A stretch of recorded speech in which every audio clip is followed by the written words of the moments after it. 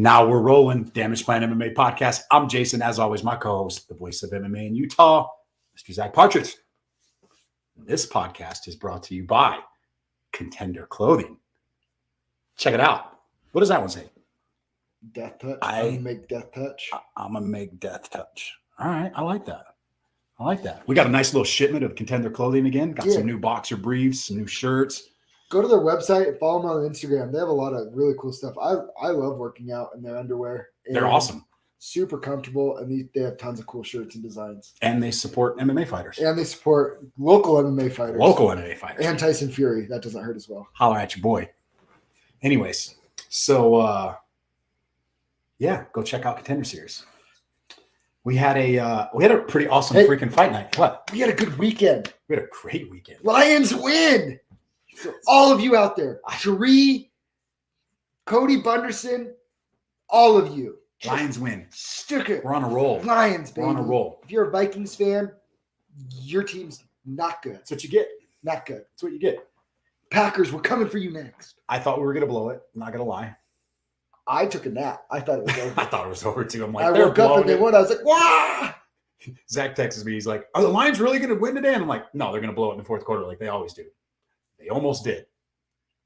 But they didn't. Almost only counts in horseshoes and hand grenades. Jared Goff, baby. They were celebrating like they won the Super Bowl. Did you see them? They were going crazy. Good for them. Oh, when you're 0-10-1, got to do something, right? Can't believe they won. Hey, believe it, dog. Believe it. Yeah, we had good. We went to fights last Friday night. Yeah, we had fights. We got to watch our boy John Bryant. Bump time. As advertised. Broke his hand on the first punch.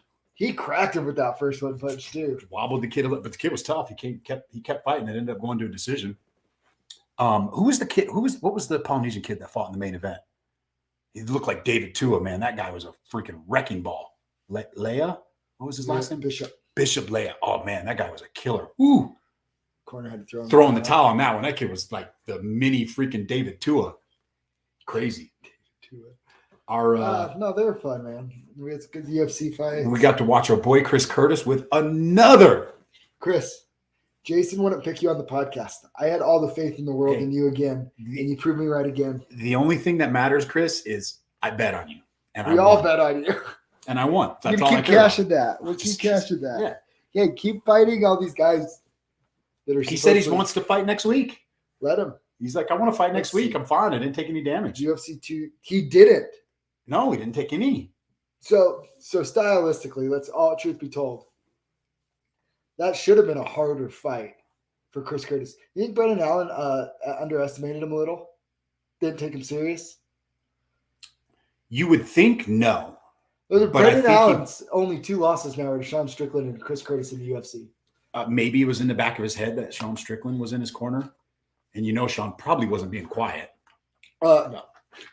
No. If anybody'd like a good time, can't repeat it on the podcast, go follow Sean Strickland on Twitter because it's wild. Yeah, he's crazy. I like it. He's the reason why I have a Twitter account.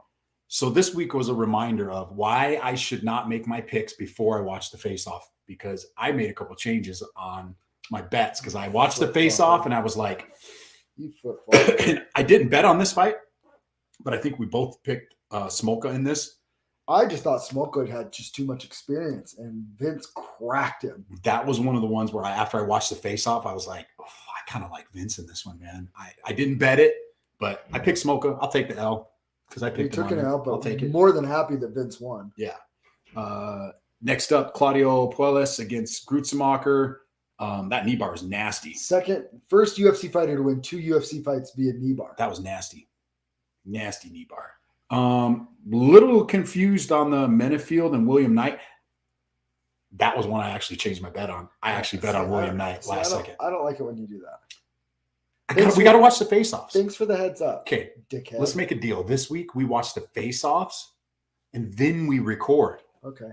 I mean, I still like Menefield. They both hurt each other in the first and second rounds. Did you think William Knight won?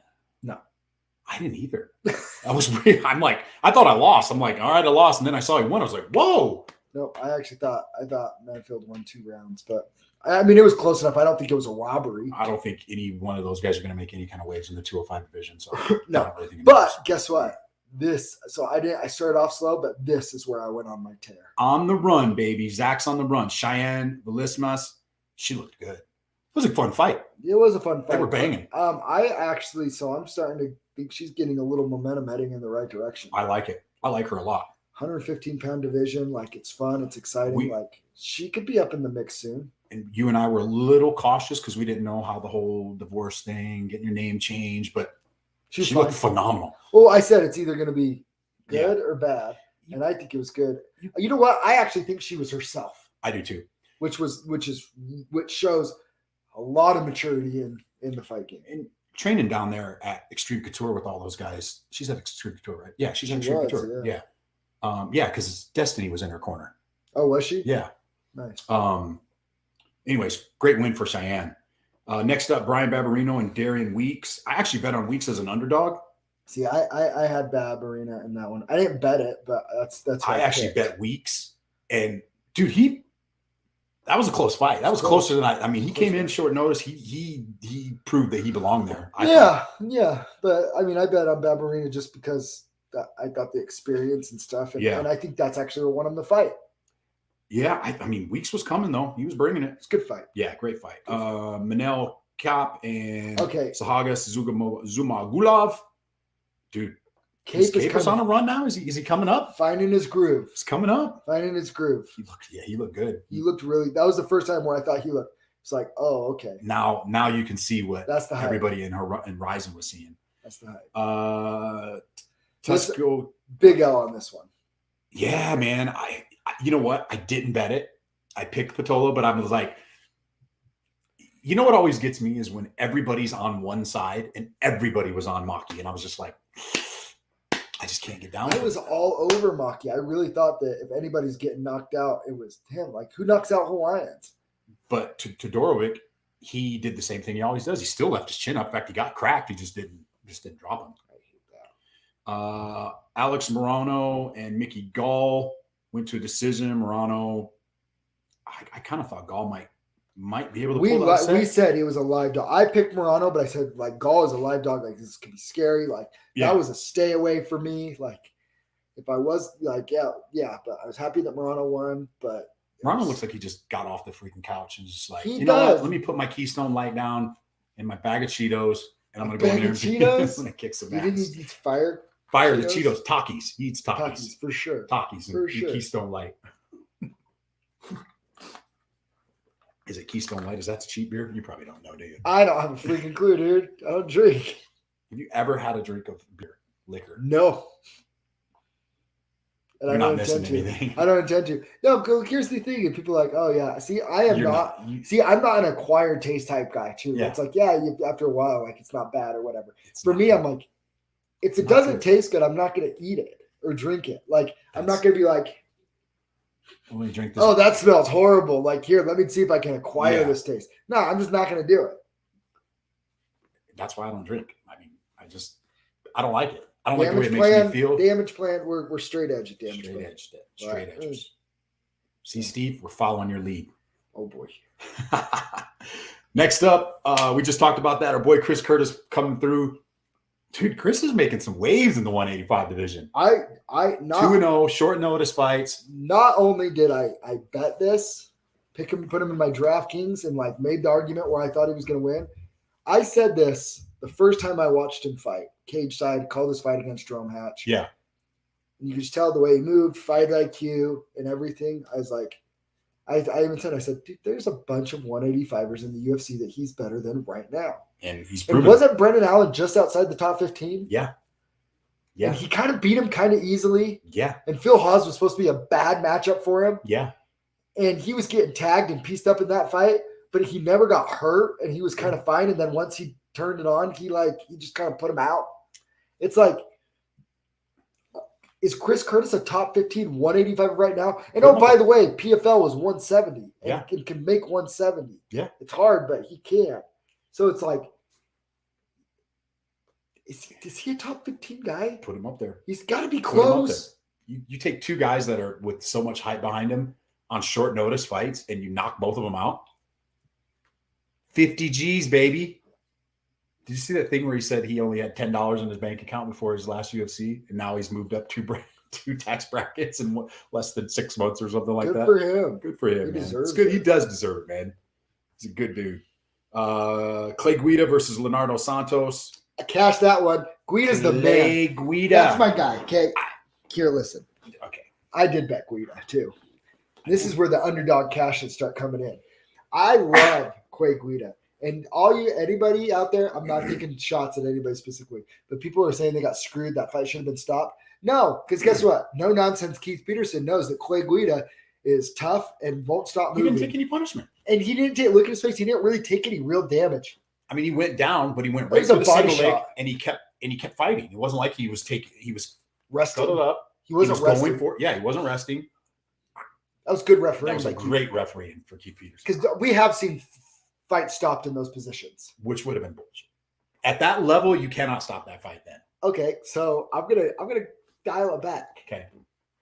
Remember when Dominic Cruz got dropped by Henry Cejudo and was working on the single leg? Yeah. And remember when TJ Dillashaw got dropped by Henry Cejudo and was working the single leg? Very similarly. Very similar. And then yeah. the fight was stopped. Is it because they got dropped with a shot to the head and then working it, and Clay kind of got hurt with the body shot and then was going for it? That you have to be a little bit more careful because it was the head that wobbled I him? don't think that could have a lot to do with it. I didn't feel like Clay was hurt. Like I didn't feel like he was hurt for a sec. I just didn't feel like he was like He does not just cover up and take. Well, because it was because of the body he shot. was hurt to the body, not That's to the probably head. why. That makes more sense. I don't hate it. I'm just, being. But okay, Clay Guida gets the rear naked choke out of Brazilian high level black belt. That's awesome. That's awesome. What's next for him? Time out. If you're a 155er, do you really want to fight Clay Guida? I think all the old guys, like wasn't like Jeremy Stevens and like Chad Mendez and all these guys trying to fight. Like they're all those guys from that old school crew back in the day. Like I think they all want to like get together and start fighting each other. Just do a tournament. Just let the old guys just bang it out. Old man tournament. Just the old man on tournament. Eagle FC. Like as my boy Joe Haro calls us in our Monday or our fight camp. Plant Daddy. He calls us the geriatrics crew because everybody in the morning's over 40, except for him. Plant Daddy. Yeah. Jamal Hill and Jimmy Crude. I thought Jimmy Crude was gonna get it done in this one, and I was dead wrong. And that was another one where I'm dead right. You were right. TKO right hook. Hill's dude. His size is a problem. Well, it's not Size his is reach. size. It's his athleticism, the Yeah. fluidity, the way that he moves it. I feel like he has a little bit more power to him than like a young John Jones. I'm not comparing him to John Jones. Yeah, But I'm saying he kind of has, he does. for that, he's a legit 205, big framed, long and athletic, moves like a 170 or 185 or like very fluid Yeah, and athletic. he looked good. And he's a big problem. What is he? He is. I loved his. Did you see? I posted. He's only 30 years old. Did you see that thing I posted? His post-fight thing. I like that. He's cool, dude. I like that. I like Jimmy Crude too. I love Jimmy Crude's a stud too. He goes over there and picks him up after. Jimmy Crude's only 25 years old. I like Jimmy Crude too. He'll be just fine. Yeah, I mean, he's taken 2 losses, but look, you lose to Anthony Smith, nothing to hang your head about. And you just get caught in the last one. I don't think there's anything to hang your head about if you're Jimmy Crude. And then we follow up with, man, I love this fight. Rafael Fiziev and Brad Riddell. That was a phenomenal. That was a good fight. That was main event worthy. That was 2 Tiger Muay Thai guys freaking throwing We've down. trained together before. They were throwing hard. Oh, my wife's throwing me under the bus. Yeah, throwing you under the bus. I got tricked. I got tricked in Jamaica. Oh, did you? Yeah. Who tricked you? As a teenager. The people on the excursions. Oh. Yeah, it just. They call it punch there. And after the excursion, you want some water or punch? I was like, ooh, I'd like some punch. That sounds delicious. After zip lining through the jungle forest. But take did a it taste drink, like punch? Spit it out. And it's like, what is that? Dude, there's kids drinking it. It's rum. It's not punch. Oh, it's their It's rum. rum. It's That's their what they rum. offered to Oh, us. they love their rum over there. They're just giving it to me. Yeah, their kids are drinking it. I'm like, it's probably like fruit punch. Did you go to the lady's house? Did you do the excursion where the lady makes like the wine and like the soaps and honey and stuff? So we got a thing of liquor. It was like rum and wine mixed together, and they have like these tree leaves that they soak it in, right? And you can refill the bottle with rum and wine. They tell you the amounts to put in there. So we waited like 6 months. We had some people over one night. We're like, let's crack it open. Let's just try it and see. Dude, that stuff was disgusting. I don't know how people drink that crap. I don't either. Yeah. David, good to see you're good, man. Glad you kicked your butt with COVID, brother. Yeah, that was a freaking phenomenal display. That spinning wheel kick. Oh my gosh. The way he set that up. Oh my gosh. Forget about it. That always impresses me after watching the post-fight interview and hearing how, because I don't see how they set that stuff. I don't know enough about striking and stuff, how to set things up. Well, when they're at that level too, they're setting up multiple things throughout the fight, right? When people say, oh, I think they think that it's like, oh, I set that up and like I knew that was going to be a shot to knock it out.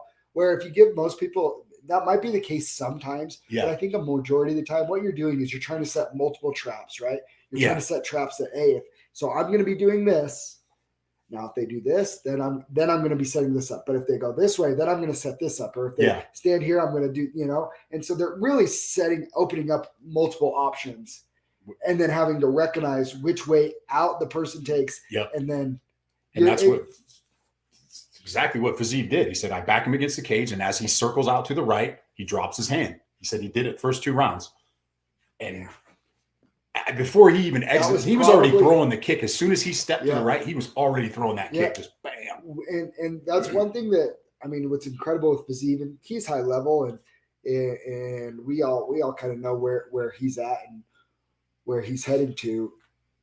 The path that he's heading on. That was probably one thing that he saw and he knew could be there. But like I said, like there was probably 2 or 3 other things that he was waiting for as well.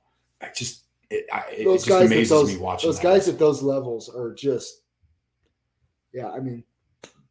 they're playing chess, not checkers, and I'm still playing tiddlywinks. Much respect to both those guys. Main event, I called it Aldo by decision. I thought it was going to be closer. I did think it was going to be closer. I thought that Aldo would. Yeah, I thought Aldo would. You notice he paced himself. He paced himself a little bit different. Who was it? Jordan Chandler was saying he said he's flat-footed, like he wasn't moving. I think he did it on. Even Sharif said that, and I said I think he's pacing himself because he knows it's a 5-round fight. Because before I was worried that his age was catching up to him and not able to do the 5 rounds anymore. Yeah. So what does the all-time great veteran do? Go, you know what? I got tired in the 4th round last time against Petr Yan. My output was incredible, and he did great against Yan in the first 3 fights. And I would even argue again after what we just watched with Sandhagen. We'll see where TJ comes back at. But it's like Aldo's probably right there. He's 5 on the list. You got to think he's going to move up to 3 or 4, right? Because he just beat Font, who was 4. He's got it. I'd like to see him in Dillashaw. That's the fight. Do you know? That's the fight. Fun stat for you that I saw on Twitter last night. Twitter. Saturday night, Jose Aldo recorded 10 or more leg kicks in a win. This was the first time that he's had scored 10 or more leg kicks in a win since UFC 169, February 1st, 2014 against Ricardo Lamas. When he started eating his leg up, it was like, oh, it's going to be trouble when Aldo's doing that. Yeah. Well, I said it on my Facebook after. It's, we always talk about there's levels to this. Yeah. Rob Font is very high level, but he was in there with one of the best to ever do it. And like I said, one thing that was awesome is to see him make those changes in his approach, pace himself better to be able to do it for 5 rounds. Before, when he lost to Petr Yan, it was like, that was it. Bummer. Yeah. Now I'm kind of like, if he figured that out and can figure out his pace and stuff, stylistically, he's probably the one striker that can hang with Yan on the feet. Yeah. Like TJ and him, Yeah. Like, he did better on the feet than Sandhagen did. Oh, I think Sandhagen used his length and stuff really well. But like actual like being in striking distance and stuff, Jose Aldo's probably the one guy in that division, him or TJ, that can hang, if not maybe even potentially have an edge there. And he has a ground game. Oh yeah, he's a black belt in I jiu-jitsu. know he doesn't usually use it, but you saw him. He was smothering. He was smothering in that fight like a blanket on Rob. I would say that Jose Aldo has one more run to the top than him. Is there? I know there's other fighters, but name me 2 other fighters that has fought at that high of a level for 13 plus years, like Jose Aldo has. He's been going for 13 years and fighting at an elite level for 13 years. Anderson?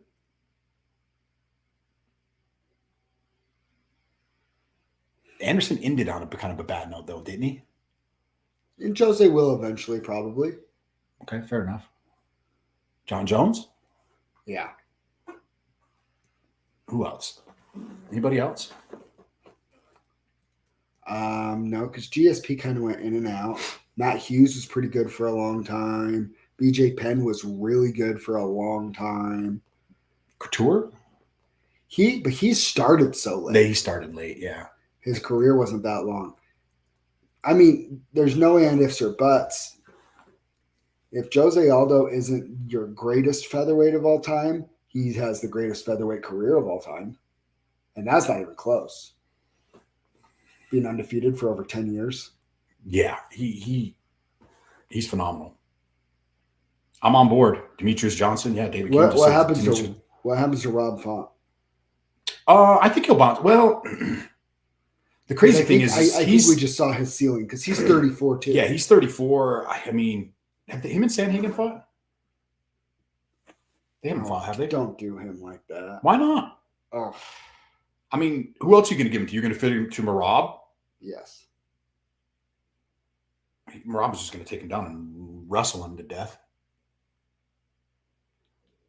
I mean, yeah, Sandhagen. That's your fight. Rob Font and Sandhagen. Who's Jan fighting? Did Jan get a fight? Petr Yan? Yeah. Not yet, officially. Oh, Should be him and Aljo. Yeah, but Aljo's still out, right? Yeah, well, then it'll be him and Dillashaw probably. Do they just strip Aljo at some point? I think they're going to have to. I don't think he's going to fight again. I've heard a couple people say that. Really? Through the rumor mill, yeah, because of his injuries and stuff. He's still training. I know, but have you seen how big he is? He is big. Dude, he's like 180 pounds. He's freaking jacked. Is he really 180? And I think, through the grapevine, I've heard he's like 170. Through our mutual friend that has trained with him. Would our mutual friend suggest that he might not be fighting again, though? No, he didn't say that. No, I'm talking about through social media. I've read that. He didn't say that. No. He or she or whoever our mutual friend might be. Dude, I'm sorry. I'm kind of. Who does Fiziev fight next? That's what I want to know. Because he's got to move up. Riddell was 12. Fiziev was 14. Do you throw him in there with a top 10 guy? You have to. Dude, he destroys everybody in the top 10. Time out. Destroys Gregor Gillespie. He destroys Gillespie, right? I don't think he destroys him. That's a dogfight, dude. Dan Hooker's going back down to 145. Dan Hooker, take Hooker out of there. Take him out. What's up with Dos Anjos? No, do Fiziev and Gregor. Yeah, that's the fight to make. All right. Gregor Gillespie, I like it. And then if he beats him, then you got to bump him up here, right? And then he's got to go after RDA, maybe. The problem with 155 is so many of these guys are like, they're in a weird spot. Dan Hooker's going back down to 145, it looks like. Okay. You got to make Tony and Connor, let Tony and Connor fight, right? I don't think so. Why? I don't think it's a big enough fight. I don't think it's a big enough draw. I mean, anything with Connor on there. I was going to say, it's still Conor McGregor. It's still Connor, but I think you could get a bigger B-side than Tony Ferguson. You hate Tony Ferguson. I'm a Tony Ferguson fan. You hate Tony. I would rather see Chandler and McGregor because that would be. Tony Ferguson's going to show up with his sunglasses on and his gloves on, and he's going to throw a shit kicked out of him like his last 2 fights. Who's going to kick him? You? Come on. No, I'm not going to kick him. He's going to heel hook your old Achilles. And he's going to Imanari roll. Is that what they call it? Sure. Oh, man. I'm like, get him, Tony. Get him, Tony. Slice him up with those elbows. Dude, we got Oliveira and Poirier this weekend. I am Okay. so freaking torn on Did this. you see my TikTok on this? No. I am so mad. I saw one of the sports better guys say that he has a max play on the main event. Okay. And it better be an over-under. Because anybody that is recommending, and this makes me so mad, anybody that's recommending max units on a fight that's this close. Dude, Listen, you degenerates. You can lean towards Oliveira. yeah. You can lean towards Dustin Poirier. But if you think that you know for a fact that one guy is going to beat the other, you're crazy. It's going to be a good fight. It's going to be a close fight. Odds, a lot of money's coming in on Poirier. Well, It was closer. It's starting to. That's because I think that Poirier is going to win. So here's my question. Yeah. What is Poirier's path to victory? Okay, we're going to break all this down on Friday. Yeah, we'll break it down on Friday. But I think that Poirier has more paths to victory than Oliveira. See, I don't. I think Oliveira has more pass to win. Ooh, Ammon. What See, are you I'm doing with for the fights? You want to watch the fights with us, Ammon? Let's watch the fights with Ammon. I never watched fights with him. I keep going back and forth on that one because I think here's the one thing that worries me about Poirier, and we'll dive into it more on Friday. He's already talking about moving up to 170. Yeah. You know why? Because he's going to go knock out Colby Covington at 170. Yeah. See, I like that. Wait until fight night because the odds are already getting it. I mean, he was at plus 110. I agree with that. He's plus 145 right now. 100% agree with that. That's what I'm saying. I think Dustin can win by decision. I think Dustin wins by knockout. I don't think that Oliveira knocks out Dustin Poirier, and I think his only chance to win is by submitting him.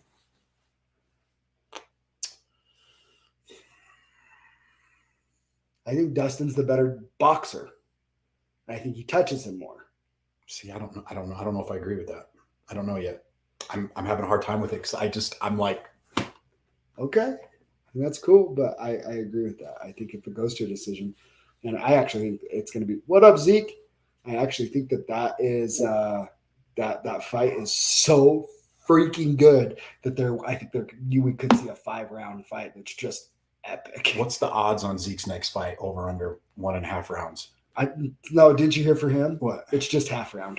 Oh, half round. We don't even do the over. You don't even do a 1.5. No, it's just a half round. That's what's where the all odds? Minus 200. Minus 180. Under half a round. Zeke by KO. Man, Zeke. I was watching you hit those freaking bags the other day. Whew. Yeah. He said he could take you, Zeke. He wants to challenge you for that belt. See, I see. Is he hungrier? See Is he? Are we sure about that? Because I feel like that's the last thing to check on Dustin's. That's thoughts. like you said though. It's one of those things that it's either way. Like you could sway me either way on this fight. I can't bet it. I can't. I'm just gonna enjoy it as a fan. Yeah, we will both have our lean. I will put a 1-unit play on where I feel because DP is really good later rounds. I do agree with David on that. I think he's going to be better in the later rounds. But dude, Oliveira's just been on such a tear, man. Guess what, guys? He's got to fight. Tell us. Break it right now. Breaking news. Come on the podcast. Oliveira's winning. Zeke. Hey, okay. We could talk about it on Friday. Let's talk about it on Friday. I'm just trying to decide if I want to make a bet or not. Cole Faust is coming on the podcast Friday. I announced it. So.